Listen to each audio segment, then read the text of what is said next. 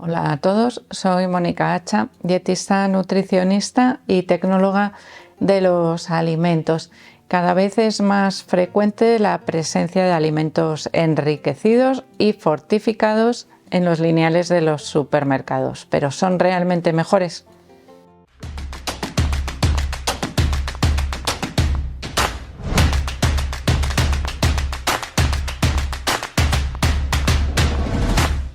Bueno, en primer lugar, tenemos que saber qué es un alimento enriquecido y qué es un alimento fortificado, que en realidad, a fin de cuentas, a nosotros a la hora de comprar nos va a ser o a resultar parecido, pero tienen una pequeñita diferencia.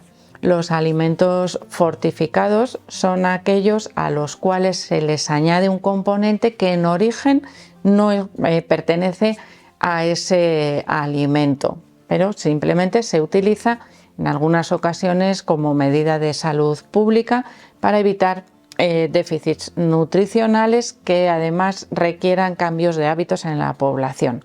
Lo vais a entender enseguida con el ejemplo que os voy a poner. Un alimento fortificado y que probablemente tenemos todos o hemos utilizado en alguna ocasión es la sal de mesa.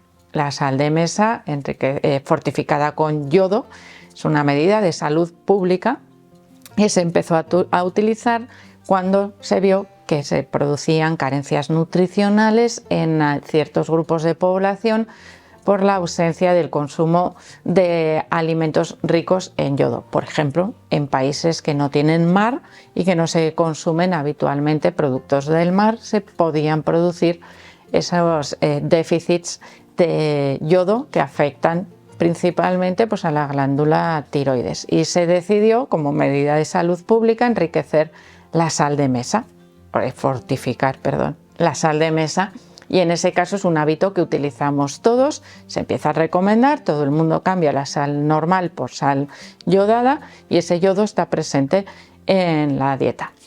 Podríamos decir que el ejemplo de unos primeros alimentos fortificados.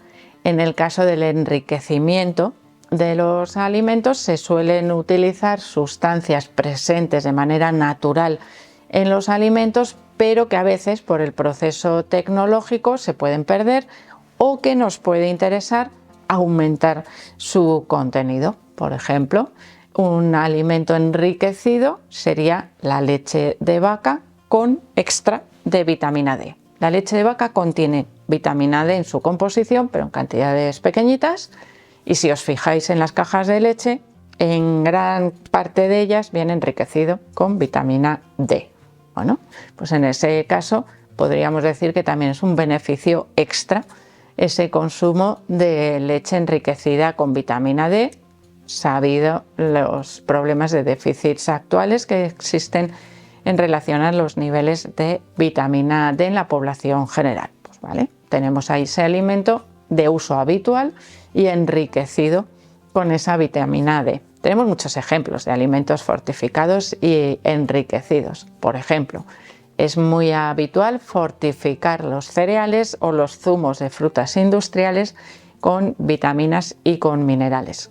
A los cereales infantiles se les suele añadir hierro y a los, por ejemplo, se suelen añadir vitaminas extra vitamina C o extra vitamina A o otras vitaminas, hierro también, en los zumos infantiles. ¿Por qué? Para prevenir la aparición de anemia, por ejemplo, que es muy frecuente en niños y en adolescentes. ¿Vale? Tenemos también, por ejemplo, como ejemplo de fortificación, las bebidas vegetales, que se les añade calcio, que no contienen habitualmente, para poder ser un mejor sustituto de las leches animales. ¿Qué ocurre? Que no llegan a cubrir todos los requerimientos de la misma manera y por lo tanto no deberían ser sustitutos. Se pueden utilizar, pero no debemos pensar que las bebidas vegetales sustituyen a los nutrientes de las leches animales. Y ahí tendríamos un error, ¿no?, de concepto. No, como ya está fortificada, pues tengo los mismos nutrientes. Bueno, pues no siempre. Y aquí empezamos ya a pensar en ventajas e inconvenientes, ¿no?, de esa fortificación. Y uno de esos inconvenientes es que nos hace pensar en falsas alegaciones de salud a veces, ¿no? Es decir, bueno, pues como yo este alimento lo encuentro con un extra, ¿no?, de vitaminas, de minerales, de proteínas, por ejemplo, que sería un enriquecimiento, bueno, en estos casos pues va a ser mejor. Pues no siempre es mejor comprar ese alimento fortificado o enriquecido. Y aquí también tenemos unos pequeños ejemplos para darnos cuenta de por dónde van los tiros. Por ejemplo, vuelvo a la sal yodada. Nos puede venir muy bien a la mayoría de las personas para mantener ese aporte de yodo, pero y aquellas personas que abusan, por ejemplo, de la sal, estarían aumentando ese consumo de yodo y podrían llegar a tener problemas de hipertiroidismo por un exceso de yodo en la dieta.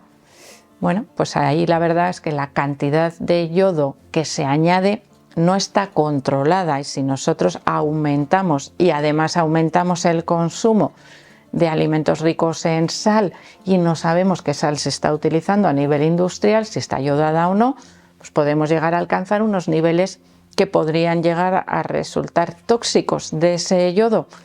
Bueno, pues ahí nos quedará la duda, porque es muy difícil calcular realmente esas cantidades que se están ingiriendo. Por lo tanto, bueno, pues a veces puede no resultar beneficiosa esa utilización de la sal yodada, por ejemplo, en personas que tengan un consumo elevado de sal. Igual tenemos que utilizar otras medidas para controlar mejor esa cantidad de yodo. Otro alimento, por ejemplo, enriquecido, cada vez más presente en los lineales de los supermercados, como os decía antes, son los alimentos ricos en proteínas. Por ejemplo, los lácteos, a los que se les añade una mayor cantidad de proteínas para mejorar el aporte proteico de la dieta. Y si ya tenemos un suficiente contenido de proteínas, y si realmente lo que tengo es que reducir las proteínas, pero claro, es que estos yogures, claro, si tienen un extras que son mucho más beneficiosos y mucho más saludables, además fíjate, son los que utilizan los deportistas y fíjate qué cuerpazo tienen. Pues igual es que esta persona que piensa equivocadamente que esos yogures son más beneficiosos, tiene que reducir las proteínas de la dieta, por ejemplo, porque tiene una insuficiencia renal. Es decir, hay casos y casos y casos en los que nos puede resultar más beneficioso o no. Lo que siempre ocurre es que descontrolamos un poquito las valoraciones, ¿no?, y lo que realmente estamos consiguiendo a través de la dieta, porque no estamos utilizando los alimentos en su versión natural, de lo cual nos podemos fiar, por ejemplo, en las tablas de composición de alimentos, sino que esa fortificación, enriquecimiento, es decir, ese añadido extra de algunos nutrientes, nos puede hacer tener valoraciones erróneas del aporte de nutrientes a través de la dieta. Y por otro lado, además de esos errores, podemos tener un pensamiento de que esos alimentos son más saludables, que eso también os lo he citado antes. Por ejemplo, imaginaros que yo ahora os pongo unas galletas enriquecidas con mogollón de vitaminas, que además casualmente la vitamina que pongo tiene autorizada la alegación de salud de mejorar el sistema inmunitario. ¿Qué ocurre? Que yo le puedo poner a unas galletas vitamina C, imaginaros, por ejemplo, un extra de vitamina C, y de ahí puedo asociar una alegación de salud en el etiquetado. Pues realmente os he puesto un ejemplo, creo que suficientemente llamativo como para sospechar, ¿no? Unas galletas que mejoran mi sistema inmunitario.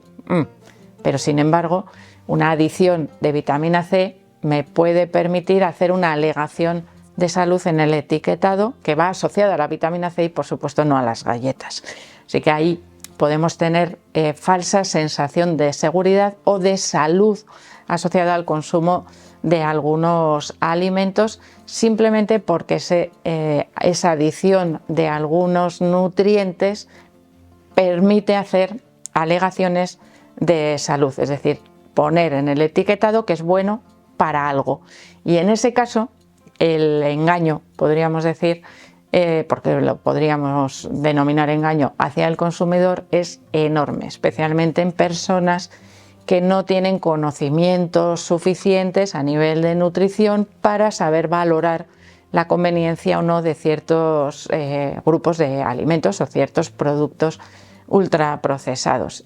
El mismo caso podríamos tener en esos zumos industriales, ¿no? Que no son para nada beneficiosos para los niños, pero claro, es que así me aseguro que consume hierro, pues mejor que se coma un filete, ¿no? Para obtener ese hierro a través de la dieta, es decir, nos puede llevar a modificaciones de la dieta que no son beneficiosas y a pensar que esos alimentos que sabemos tradicionalmente o bueno, pues a nivel de divulgación que no son los mejores para la dieta, pero como llevan algo especial, pues igual son mejores. Pues no, siguen siendo igual de malos por muchas vitaminas o minerales añadidos que contengan.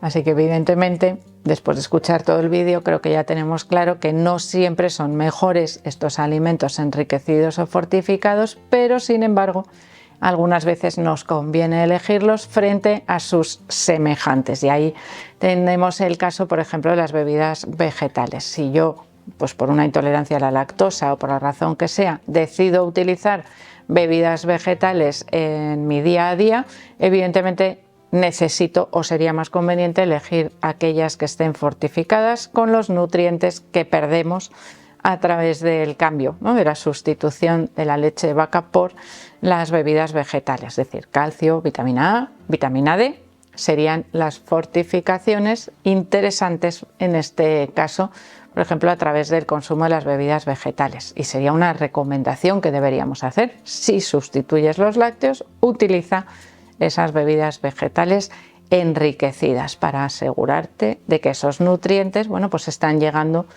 No sé si en cantidad suficiente, habría que valorar la dieta completa, pero al menos en esa sustitución los seguimos obteniendo. Es decir, a veces son necesarios, a veces son contraproducentes los mensajes que nos envían a través de esas fortificaciones de los alimentos. Así que aquí, como siempre os digo, vamos a tener un poco de cabeza y a veces, bueno, pues aquello que ya de por sí no es beneficioso para la salud, por estar enriquecido no va a ser mejor. Así que espero que le deis al like del vídeo, no dejéis de suscribiros al canal y quiero seguir viéndoos a todos en los próximos vídeos.